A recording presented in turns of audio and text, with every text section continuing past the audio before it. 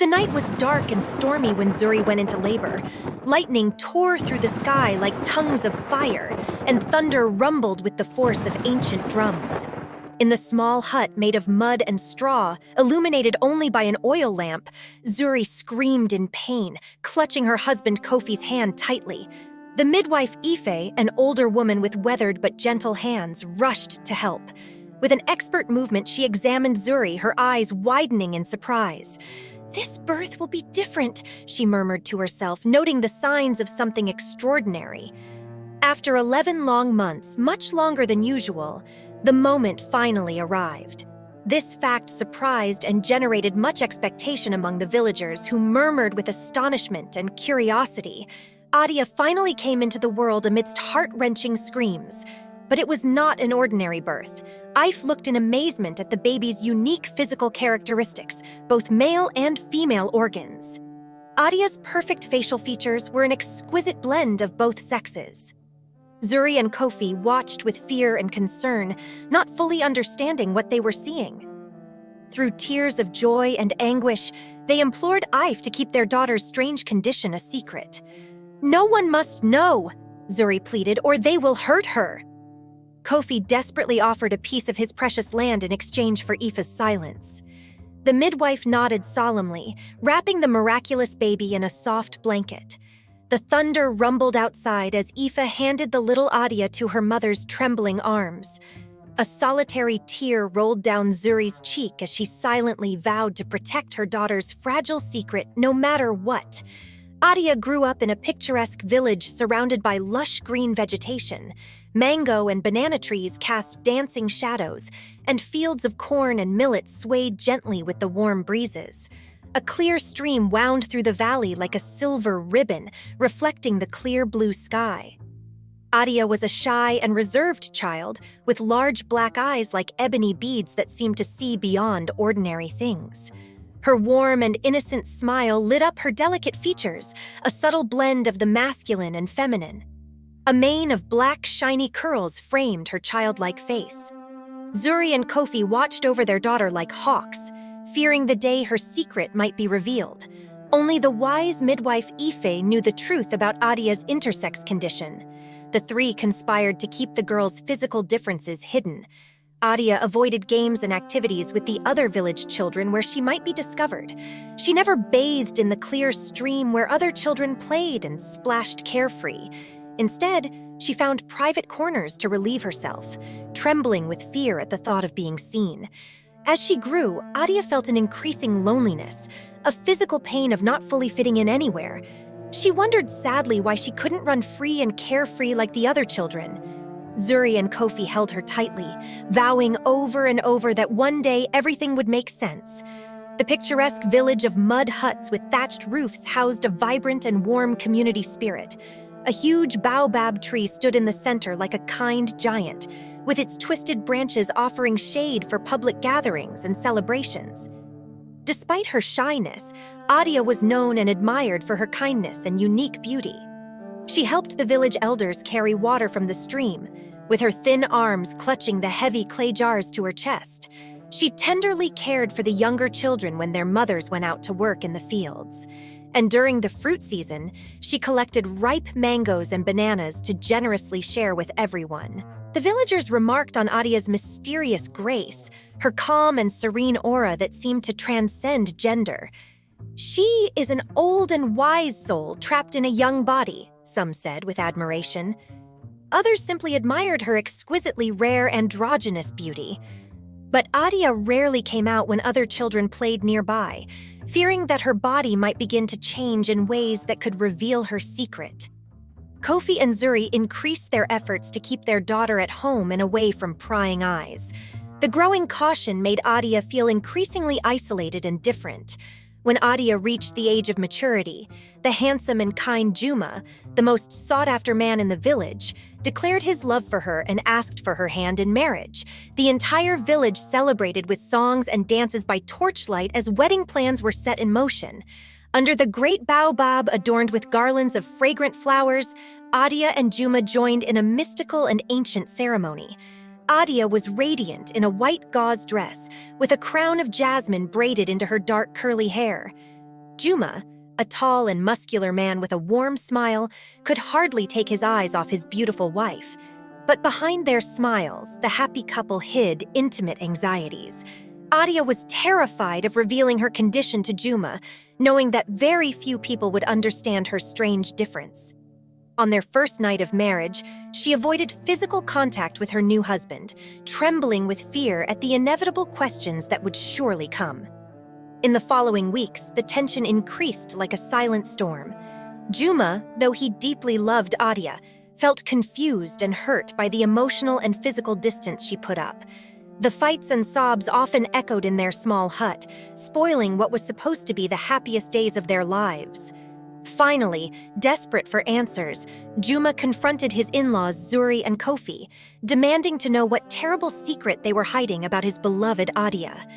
The parents looked at each other with glassy eyes, realizing that their prolonged silence had only brought more pain. With tears in their eyes, Zuri and Kofi revealed to Juma the greatest secret they had jealously guarded about Adia for so many years. They explained with trembling voices how Adia had been born as an intersex being, with both male and female physical characteristics. Juma listened with growing confusion and horror, shaking his head in disbelief. "How is that possible?" he roared, pain and betrayal burning in his chest. Faced with this bewildering revelation about the person he loved most, his world seemed to crumble. Zuri and Kofi begged him to understand, pleading with him to see beyond Adia's physical differences and love the kind and beautiful soul that resided within. But Juma was too overwhelmed by the shock and deception. He stumbled out, struggling to process this truth that defied everything he had believed. News of Adia's unique condition soon spread like wildfire through the small village. Rumors and gossip buzzed mercilessly in the market square and by the stream. Adia, once admired, now became the target of sidelong glances, cruel taunts, and occasional shouts of scorn. The young woman sank into a spiral of shame and isolation. She refused to leave the family hut, withdrawing even from the parents who had once been her only source of comfort. The pressure of years of hiding her difference, combined with the village's rejection and Juma's confusion, began to poison her soul. Adia became withdrawn and depressed, refusing to eat or drink for days. Her once bright and juicy skin turned gray and withered. The villagers avoided her as if her mere presence brought bad luck and disease. Those who had once admired her now cursed her in hushed tones as a confused and unnatural being. Fear and ignorance had replaced compassion. Adia's physical and mental health deteriorated rapidly. She lay motionless in her hut, consumed by dark thoughts of fleeing or even taking her own life to escape this endless torment. Zuri and Kofi wept beside their daughter, their hearts breaking to see her suffer so much for something she never asked for. At the darkest point of her misery, the entire village was hit by a terrible drought. The scorching African sun burned relentlessly from a cloudless copper sky. The once green, fertile fields turned into dusty, dead wastelands. The stream that once flowed clear and joyful dried up to a dry, cracked hollow. The animals and livestock began to sicken and die of thirst. The shallow wells dried up one by one. The village people, desperate for water, began to flee to greener pastures, abandoning their ancestral homes. Panic and despair reigned. The few remaining elders turned to ancestral wisdom in a last-ditch and unlikely effort to save their people. They consulted the old oracle Mupati, a mystic with hair as white as clouds who lived in a sacred cave in the surrounding hills. They brought offerings of dried fish and grains, imploring his mysterious visions.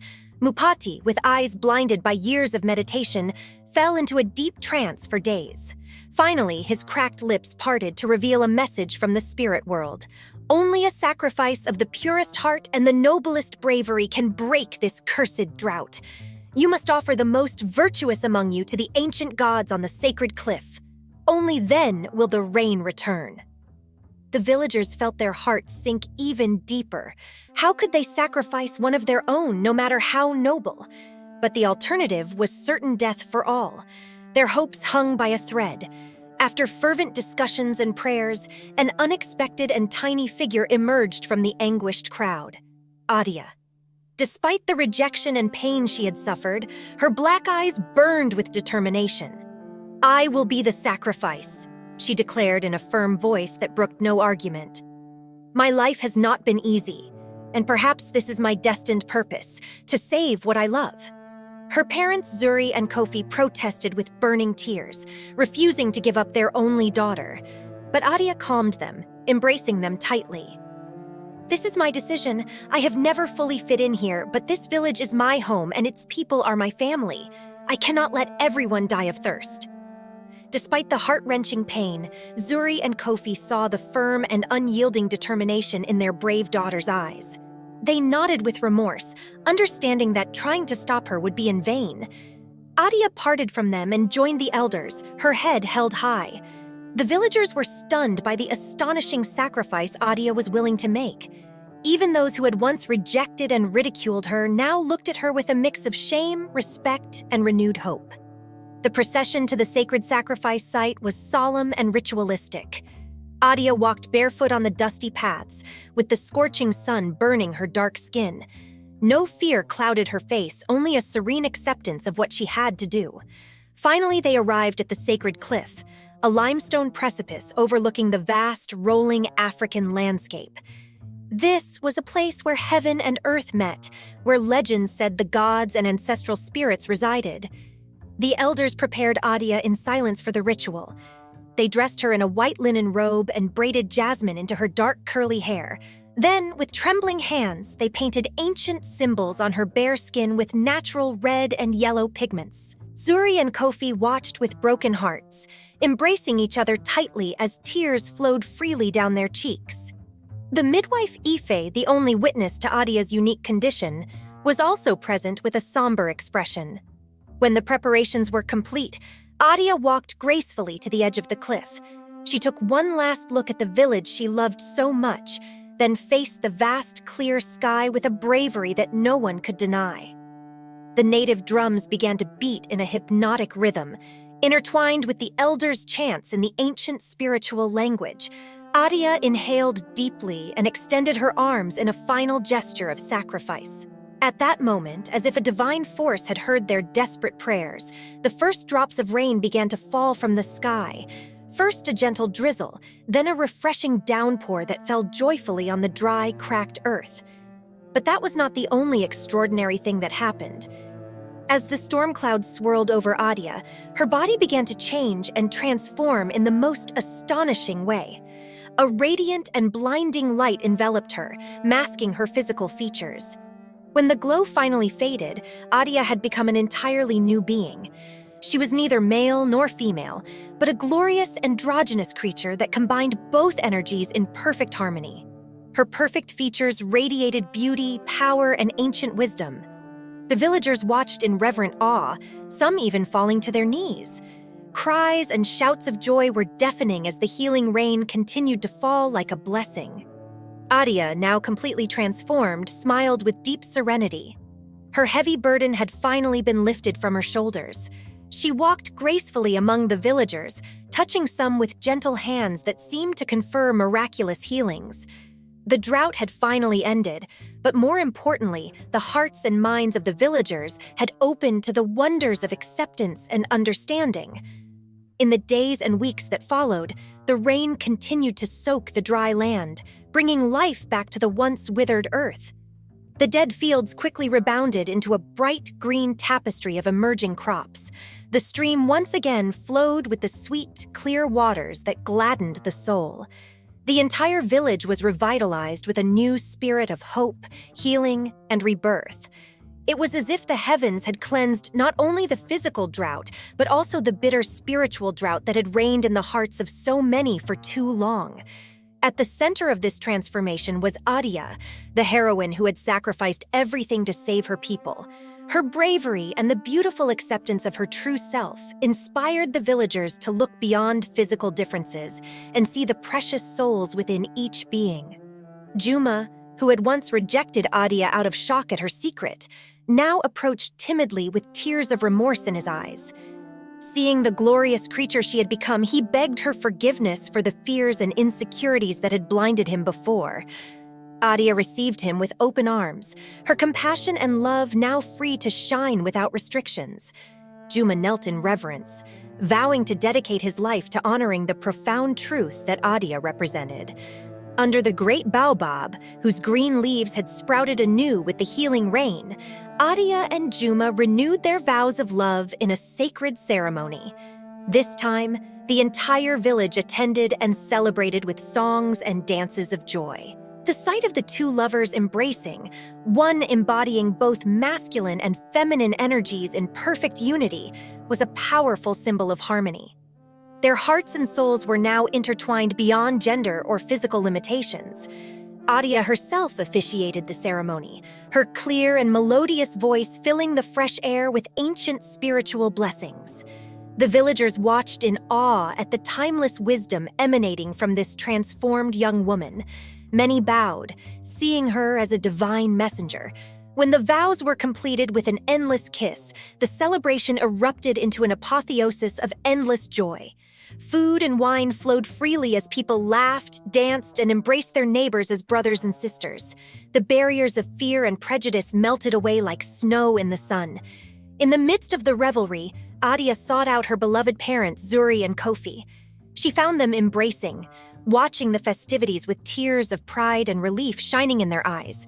She ran to them, and the three of them melted into an endless hug, knowing words were unnecessary. The midwife, Ife, was also present, watching with a serene smile as the child she had brought into the world against all odds had become an enlightened guide. She approached the family embrace, and Adia took her hand in gratitude. It was a night of renewal, liberation, celebration, and profound healing for the village. As the hours passed, Adia could feel the ancestral energies flowing through her, blessing the land and all who called it home. Under the light of the stars and the crescent moon, Adia knew that her sacrifice had a greater purpose. She had catalyzed a change of consciousness that would resonate for generations to come. The village had been saved from drought, yes, but also from the more dangerous drought of the soul, hatred, judgment, and the lack of understanding for what is different. Adia smiled with serene joy, her heart overflowing with the healing truth. Within every human being resides a divine spirit greater than any worldly definition. As the first rays of dawn painted the sky in shades of pink and orange, the village quieted after the long night of rejoicing. Adia walked barefoot through the freshly watered fields, her bare feet sinking into the rich, fertile black earth. She raised her arms in a gesture of silent blessing as a cool breeze caressed her androgynous face. She had finally found her place in the world, not as a man or woman, but as a living conduit for unconditional love and healing that transcends all definition. The journey had been long and painful, but Adia had emerged from the depths like a glorious phoenix of integrity and acceptance. Her destiny was none other than to inspire her people and the world with the transformative beauty of embracing one's true self, no matter how different. With her triumph, a new era of harmony and unity had come to the small African village, an era illuminated by the ultimate victory of love over all fears and illusions that keep the human family separated. Adia smiled with joy, ready to carry this sacred message wherever the wind and her heart would lead her.